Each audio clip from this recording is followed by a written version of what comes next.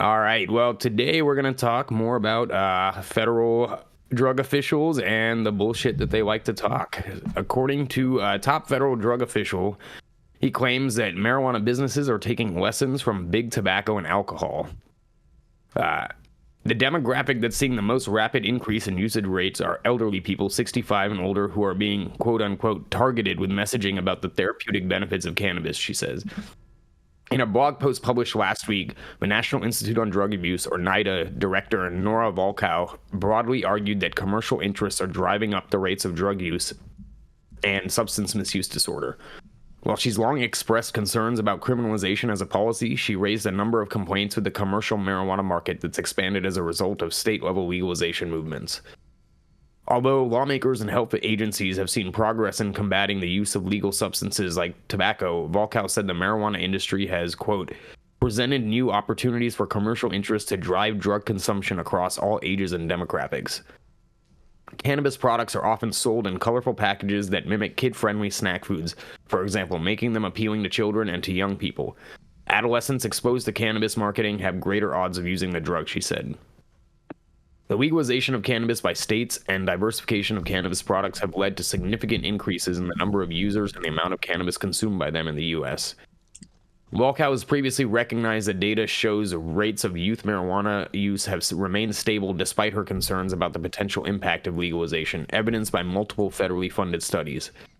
And though she said in this latest blog post that certain cannabis products might be designed in a way that's enticing to youth, she notes that young adults 18 to 30 have the highest usage rates, and there's been a unique rise in consumption among the oldest demographic.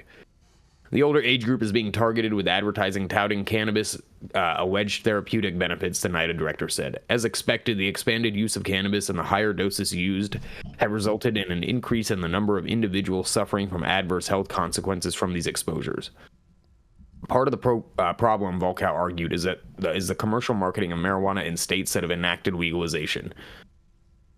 Lessons learned from alcohol and tobacco are also being applied to the sale, marketing, and taxation of cannabis products in states that have legalized the drug for adult use, but policies vary widely by state. You can go to the website to continue reading quotes from this lady, but yeah, once again, more nonsense. I'd like to see some of the data that she's using to back up some of these claims. Other than maybe Ignite, I haven't seen too much marketing that reflects alcohol or tobacco. There may be a few instances here and there, but really, like tobacco advertising. Bro, every single cannabis company practically is taking a page out of the Joe Camel playbook. Wait, in what sense? You can't even use animals to market cannabis in California. Well, you can't use shit that's marketed to kids either, yet we have the Trappy meal. Mm-hmm. See what I'm saying? I mean... And now they're putting little toys in the eighths and stuff so people will buy them?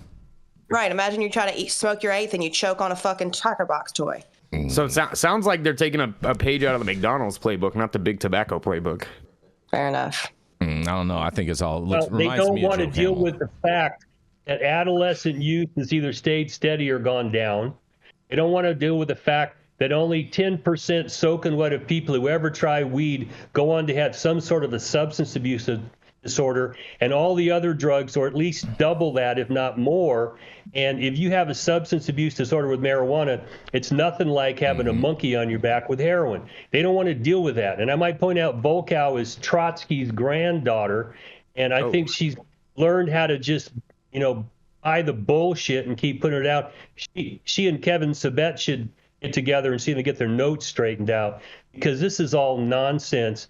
And the one thing I will say, it needs to leave the Controlled Substances Act and go in where alcohol and tobacco are regulated by the federal government, and stop playing all these games. This is just more gamesmanship. Nobody wants to deal with the actual realities. People smoke weed all the time. They have for thousands of years. You can't stop it. The toothpaste is out of the tube. Now, how are we going to get this so that we can get the most benefit for the government, the least harm for the people using it? And that's where no one wants to talk about that. This is all just nonsense. Yep. Fair enough. It's a bunch of hoo-ha. Well, listen, despite the fact, I appreciate the fact that adolescent use is going down. I think that they at least acknowledged it in this article, which is not something they've previously done. So good on them. But can we just push beyond the fact that it looks stupid that you're selling a Trappy meal and you're also making all this ridiculous amount of packaging so that you can sell Deps? Please just be creative. Come up with your own fucking branding. Please just have a unique fucking idea. I see so many people just absolutely biting logos, biting branding, biting packaging. It's not cute, dude. Figure it out. In all fairness, Jenny Beth, they probably do have to add prizes in to get people to buy Deps. Because it sucks. Because it's trash. Boof. Mm-hmm. So they've got shit that looks like video games. What's my 11-year-old interested in? Fucking video games. Speaking of video games, that is pretty creative. It is pretty creative though to see those packs come in the PS5 packaging. Speaking of all this marketing to kids, shout out to the C Word with a big old super chat who says Pepe Le Pew put out a cereal box filled with several Ace that has Cookie Monster on it.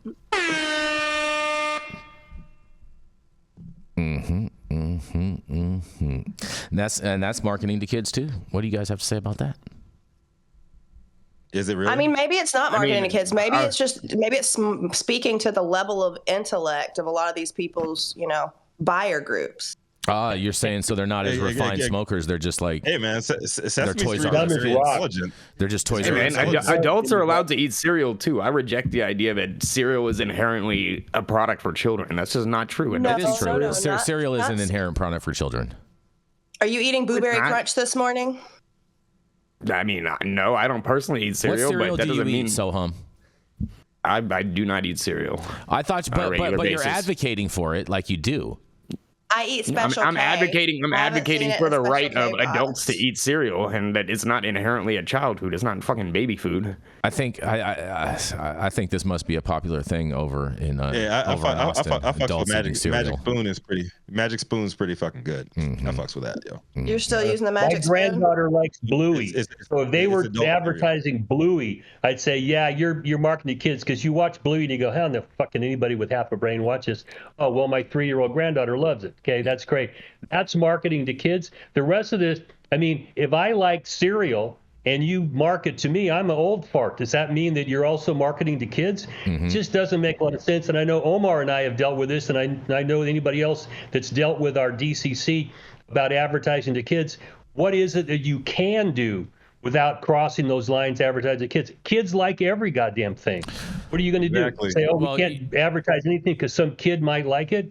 Well, you know what? Joe Campbell was never enticing to me as a child. Well, you know what, Dale? Thomas Cross brings up an interesting point in the chat. It says, "Good thing we don't constantly refer to our weed as candy, or we might be sending mixed signals." Oh wait.